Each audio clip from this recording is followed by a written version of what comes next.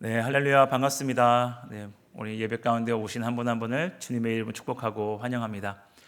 매번 제가 수요일마다 이렇게 찬양하는 자리에 섰다가 또 이곳에 있으니까 또 다 다르네요. 네, 많이 떨리고 긴장되는데, 네, 기도해 주시면서 함께 은혜를 나누었으면 좋겠습니다. 네, 우리가 베드로전서를 계속해서 말씀을 나누고 있습니다. 베드로전서를 시작할 때 이 베드로전서를 어떤 사람들에게 썼는지 우리 1장을 나눠주셨던 목사님께서 말씀을 좀 해주셨었는데요. 기억 다 나시죠? 베드로가 지금 이 서신을 예수 그리스도를 주라고 시인해서 핍박을 받고 고난을 당하는 사람들, 그리고 그리스도인으로서의 정체성을 갖고 사는 사람들에게 이 서신서를 쓰고 있습니다. 그들에게 위로의 편지를 쓰고 있는 것이 베드로전서입니다. 그들에게 베드로는 이렇게 말씀을 합니다. 오늘 함께 읽은 본문인데요. 9절을 제가 다시 한번 읽어보도록 하겠습니다. 그러나 너희는 택하신 족속이요 왕같은 제사장들이요 거룩한 나라요 그의 소유가 된 백성이니 이는 너희를 어두운 데서 불러내어 그의 기이한 빛에 들어가게 하신 이의 아름다운 덕을 선포하게 하려 하심이라. 아멘. 여러분, 주님께서 그리스도로 인하여서 고난을 받는 사람들을 어떻게 여기시고 있다고 말씀하고 있습니까? 택하신 족속이다라고 말씀하고 있습니다. 택함이라는 이 단어 자체가 우리는 그리스도의 특권을 말하고 있는 것입니다. 그리고 왕같은 제사장들, 거룩한 나라, 그의 소유가 된 백성이라고 말씀을 하십니다. 바로 제사장으로서의 삶과 사명을 이야기하고 있는 것입니다. 우리를 그렇게 삼으시고 부르신 것이 바로 은혜이고 축복인 줄로 믿으시기를 바랍니다. 부르신 이유가 무엇입니까? 바로 어두운 데서 불러내어 아름다운 덕을 선포하게 하시기 위해서 우리를 부르셨다라고 말씀하십니다.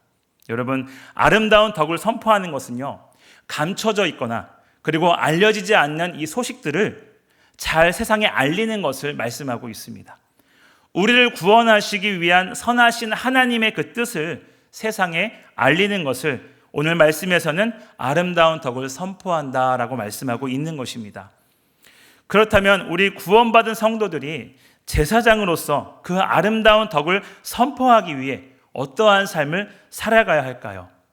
오늘 우리가 본문 말씀 중심으로 함께 은혜를 좀 나눠볼까 합니다. 우리가 구원받은 자로서 제사장으로 또 아름다운 덕, 즉 예수 그리스도의 그 구원을 선포하는 삶을 살아가는 데 있어서 반드시 해야 할 것들이 있습니다. 그것이 무엇이냐면요, 바로 성장과 성숙인 것입니다. 하나님은 하나님의 백성들이 성장하기를 원하시는 분이십니다.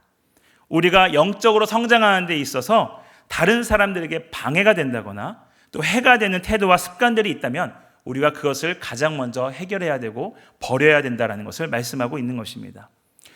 여러분, 우리가 자녀들을 키우면서 가장 중요한 관심사 중에 하나가 무엇일까요? 여러 가지 항목들이 있으시겠죠. 사람마다 다 다를 수 있지만 요즘 제가 저희 교구에서 이런저런 얘기를 하다 보면은 가장 많은 관심사가 아이들의 성장이더라고요. 전도사님, 우리 아이가 키가 좀 작은 것 같아요. 네, 좀 기도해 주세요. 이런 기도 제목도 있는데 아마 우리 모든 부모님들의 관심사 중에 하나가 아마 이 성장일 것입니다. 생각해 보시길 바랍니다. 아이가 태어나면요, 키도 커야 돼요. 그렇죠? 지혜도 자라야 됩니다. 또 인격이라는 것도 시간이 흐르고 나이에 맞게끔 훈련되고 성장돼야 되는 게 우리의 바람이고 또 그렇게 돼야 되는 게 정상적인 것이죠. 그렇게 자녀들이 성장하는 것에 대해서 우리 부모님들이 갖는 기대와 관심이 있을 것입니다. 그렇게 잘 자라기 위해서는 우리가 좋은 것도 줘야 되지만 그 좋은 것을 주기 이전에 그 아이들이 이렇게 성장하는 데 있어서 나쁜 습관들과 환경들을 먼저 우리가 제거하기 위해서 우리 부모님들이 많이 고민하고 계시지 않겠습니까?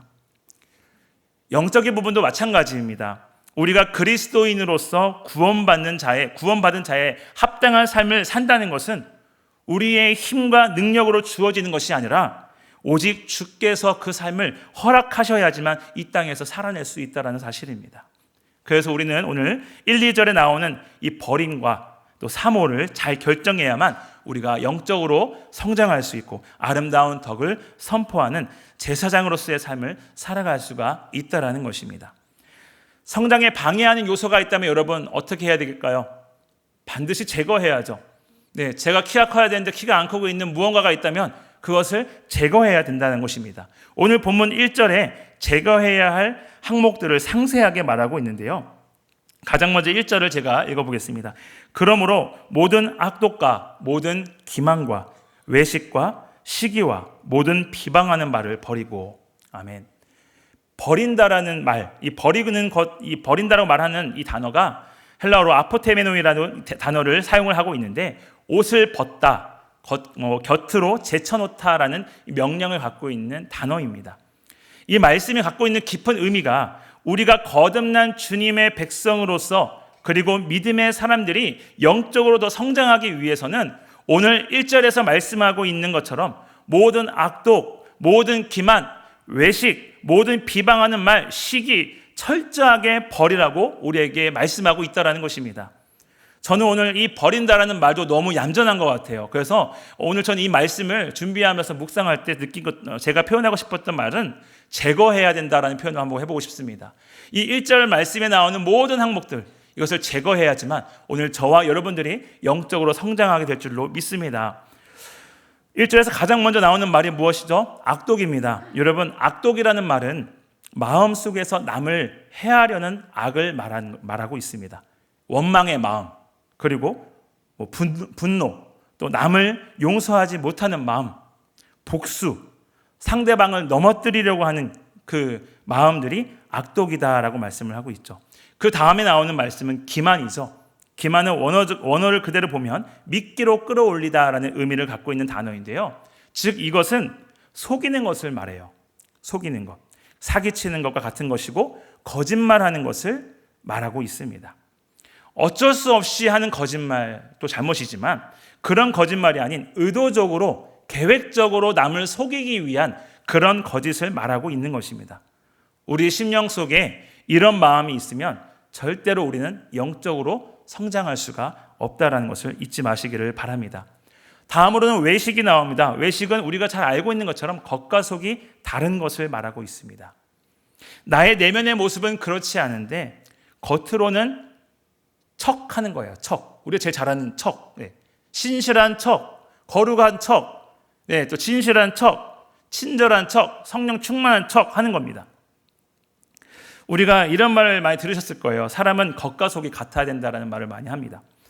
겉과 속이 다른 사람은 우리는 이 외식된 사람이라고 말을 하죠. 여러분, 우리가 겉과 속이 진실한 사람이 됐으면 좋겠습니다. 겉과 속이 성령이 충만한 사람이 되시기를 여러분 축복합니다. 그리고 이 시기는 남이 잘 되는 것을 못 보는 것, 그리고 남이 잘 되는 것을 방해하는 것을 시기라고 우리는 말합니다. 질투라고 말하기도 하죠. 시기는 우리가 신앙생활을 하면서 교우들과의 사이에서 종종 볼 수 있는 것 같습니다. 이런 경우가 있는 것 같습니다. 교회를 내가 먼저 다녔어요. 그리고 믿음 생활도 내가 먼저 시작했습니다. 나로 인해서 주님을 믿고 신앙생활을 하는 사람이 나보다 더 성령이 충만한 것 같아요. 어느 순간 보니까.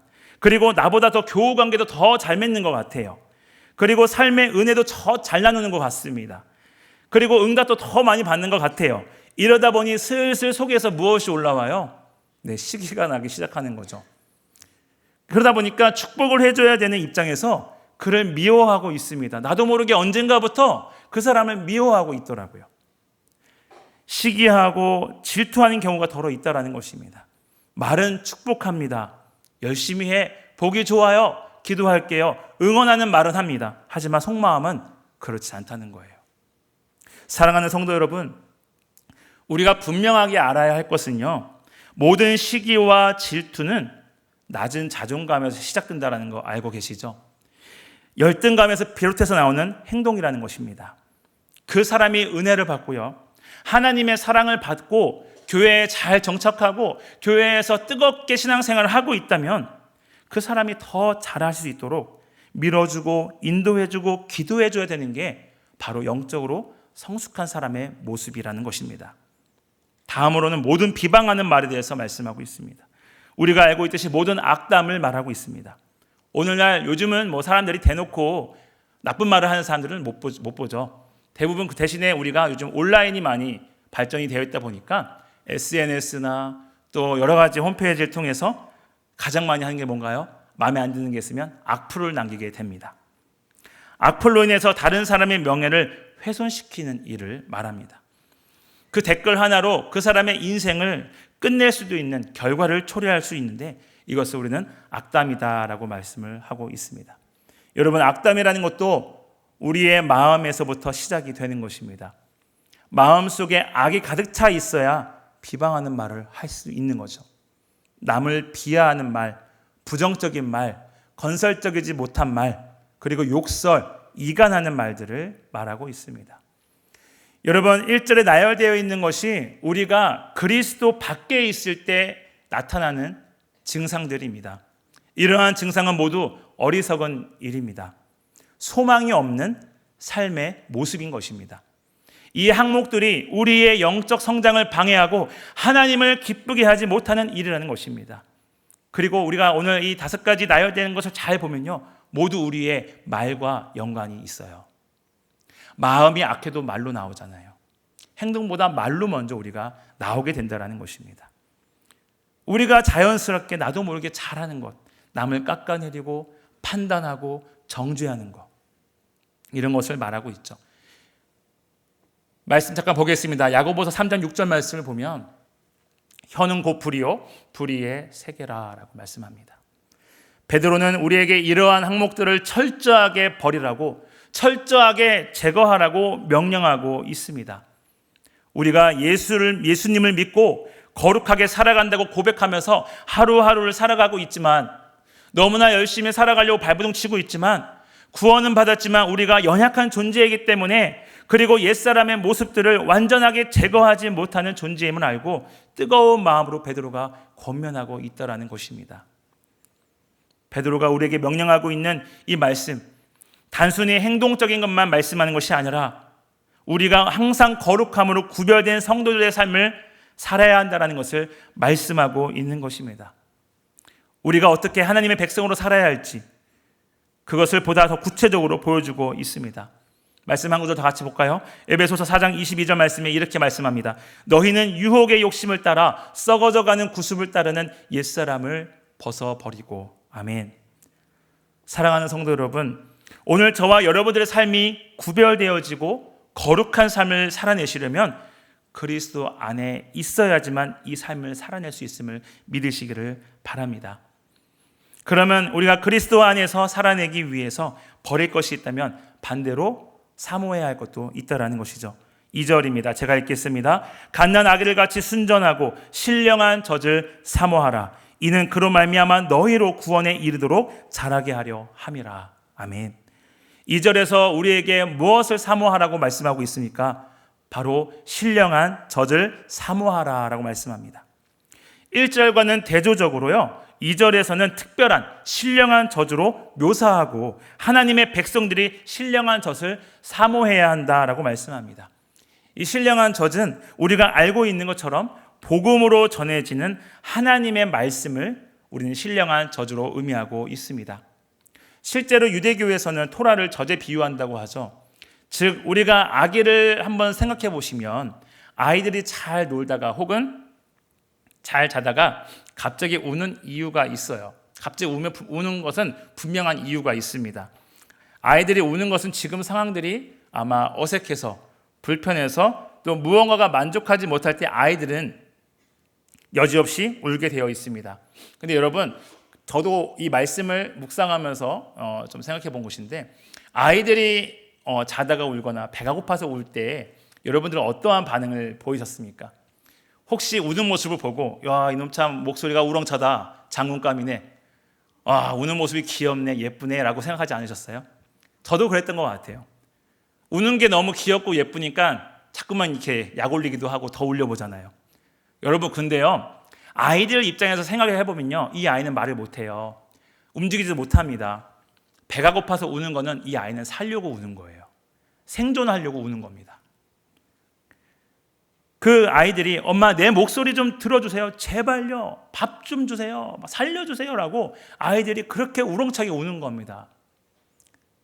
애들이 성대가 좋아서 크게 우는 게 아니라 살려고 우는 거예요. 살려고. 우리가 신령한 젖을 사모하면서 살아가야 되는데 그것이 다른 것으로도 살 수 있다는 생각을 가지면 우리가 성장하는 것에 치명적인 방해를 줄 수 있다는 것입니다.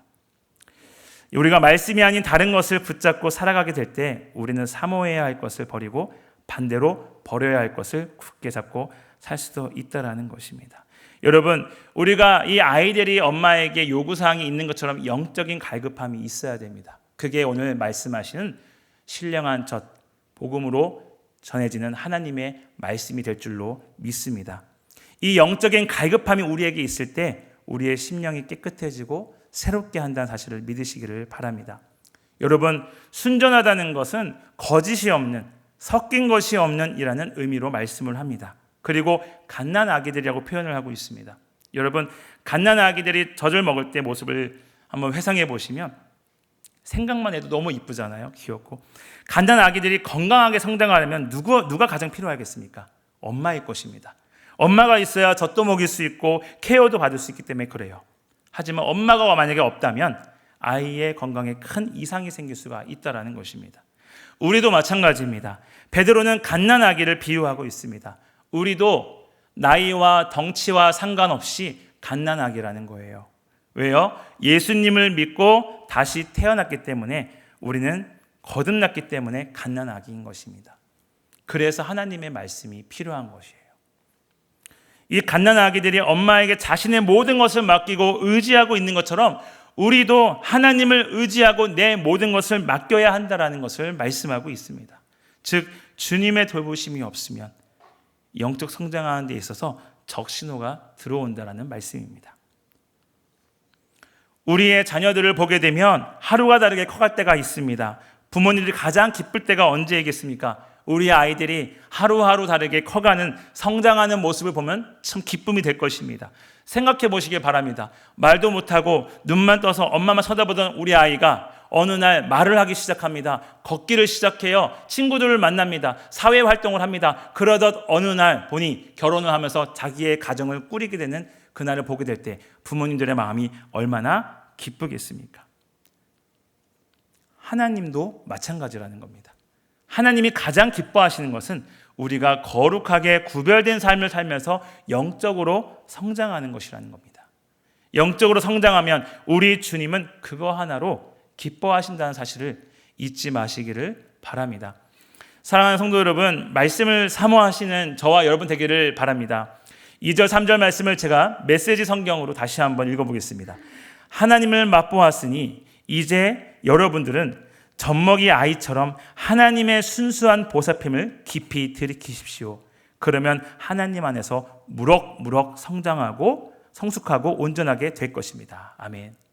여러분, 성도가 무엇이죠?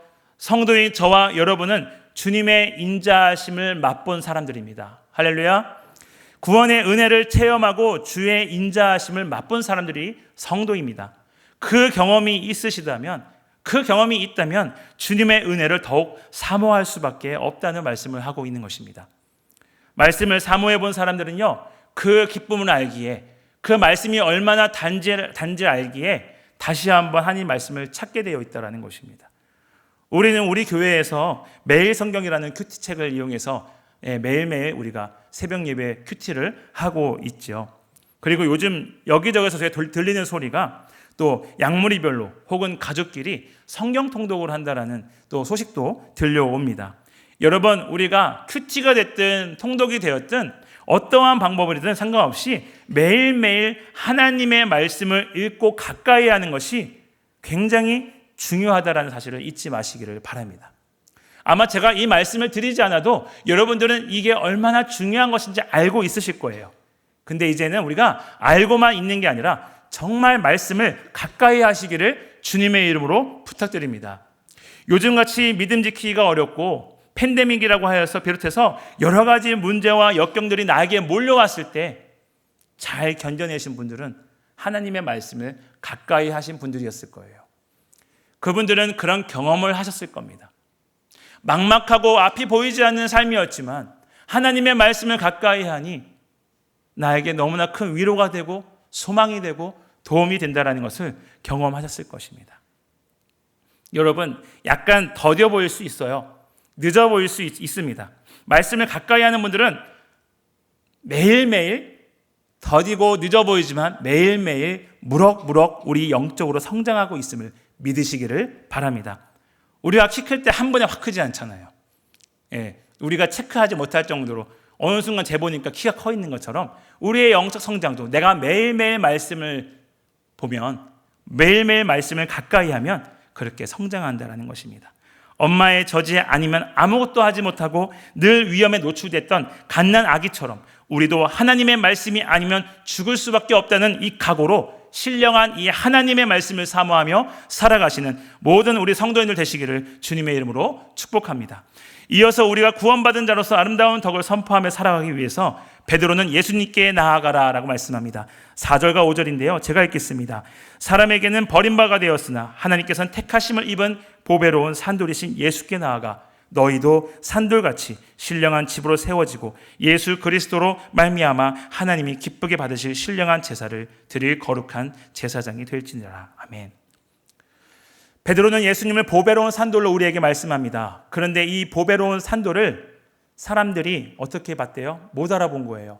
못 알아보고 있습니다. 값어치가 없는 돌로 여겨버렸다라고 말씀합니다. 그런데 하나님은 어떻게 보고 계시죠? 사람들이 필요 없고 값어치 없고 그저 있어서 걸리적거리고 불편했었던 이 돌로 여겼던 이 돌을 하나님께서는 버리지 아니하시고 존귀하게 여기셨다, 보배롭게 여기셨다라고 말씀합니다. 주님께서 택함을 받으신 것이죠. 주님께 택함을 받으신 것입니다. 이 말씀은 인정받았다는 의미를 갖고 있는 말씀이죠. 예수님을 믿는 성도들은 어쩌면 세상의 시선에는 별 볼 일 없는 불편한 존재일 수 있습니다.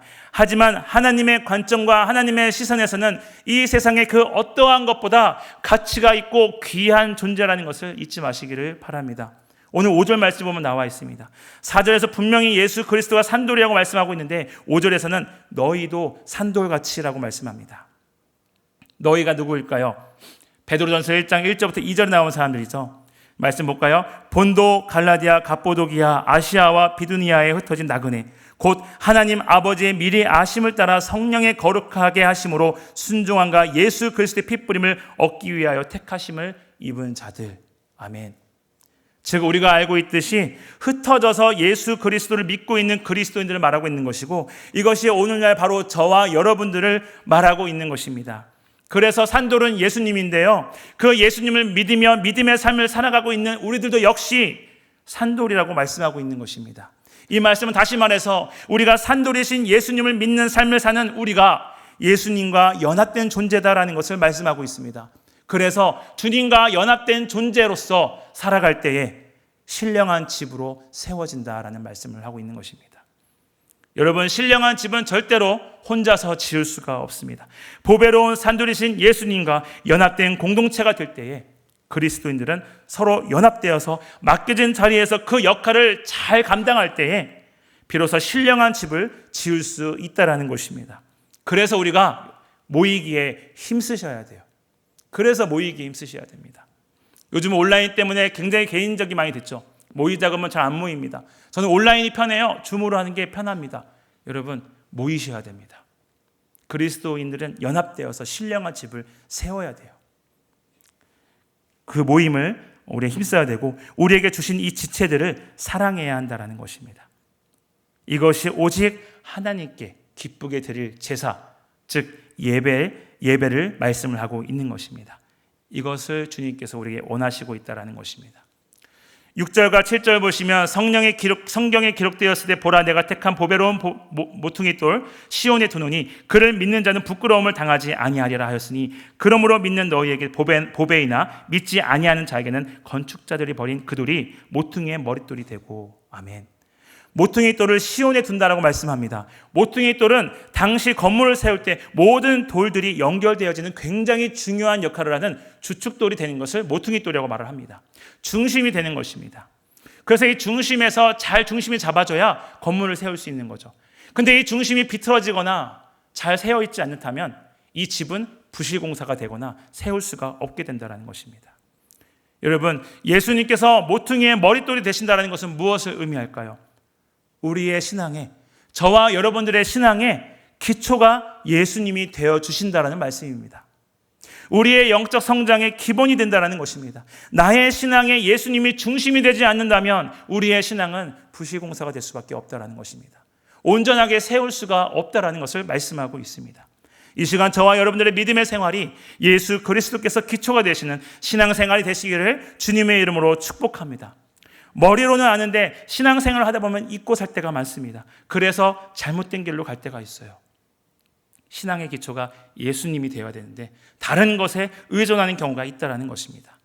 이런 부분에 우리가 늘 경계하고 기도하면서 오직 예수님만이 나의 믿음 생활의 모퉁이의 머릿돌이 되신다는 것을 잊지 않고 늘 되새기며 묵상하시는 모든 성도님들 되시기를 주님의 이름으로 축복합니다. 여러분, 우리가 아름다운 덕을 선포하며 살아가기 위해서 예수 그리스도께 나아가십시오. 예수님을 사모하시기를 바랍니다. 예수님을 사모하는 삶을 살아가시기를 바랍니다. 예수님을 사모하는 삶은 결국 우리가 예수님처럼 이 세상에서 살아가는 겁니다. 예수님께서 이 세상에 버림받으셨습니다. 우리도 예수님처럼 살면 버림받습니다. 고난 당합니다. 하지만 세상의 평가, 세상의 시선, 세상 사람들의 눈치 이런 것들 신경 쓰지 말고 우리가 믿음을 굳건하게 지키고 예수님처럼 살라고 예수님을 사모하라고 말씀하고 있습니다. 왜냐하면 하나님의 관점은 다르기 때문에 그래요. 하나님이 오늘 저와 여러분들을 바라보는 관점은 세상과 다릅니다.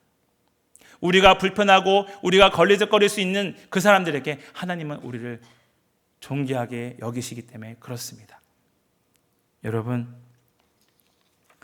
우리가 이 세상에 나아가서 살아갈 때 아름다운 덕을 선포하자 아까 서두에 말씀을 드렸습니다. 여러분, 우리가 예수님을 사모하는 삶은 예수님을 증거하는 삶인 줄로 믿습니다. VIP가 교회 행사로는 끝났지만 여러 번 들으셨을 겁니다. VIP 행사는 끝났지만 전도는 계속되어야 됩니다. 오늘부터라도 다시 한번 우리가 내 주변에 믿지 않는 자들이 있다면 그들을 기억하시고 기도하시고 준비하셔서 감사의 열매로 주님 앞에 영광 올려드리는 여러분들 되시길 주님의 이름으로 축복합니다. 여러분, 제가 마지막으로 10절 말씀을 읽고 말씀을 마쳐볼까 합니다. 10절 말씀을 메시지 성경으로 한번 읽어보도록 하겠습니다. 그것은 하나님께서 여러분을 위해 밤낮으로 행하신 특별한 일, 아무것도 아닌 자에게 중요한 자로, 거절당한 자에게 받아들여진 자로 바꾸신 일을 다른 사람에게 전하게 하시려는 것입니다. 아멘. 여러분, 아무것도 아닌 우리도 중요한 자로, 그리고 거절당한 우리가 받아들여진 자로 바꾸신 그 일을 이제는 우리가 이웃들과 친구들과 가족들에게 전해야 되지 않을까요? 예수님을 믿지 않는 자들에게 그 사실을 전하시는 아름다운 덕을 선포하시는 우리 여의도 침례교회 모든 성도님들 되시기를 주님의 이름으로 축복합니다.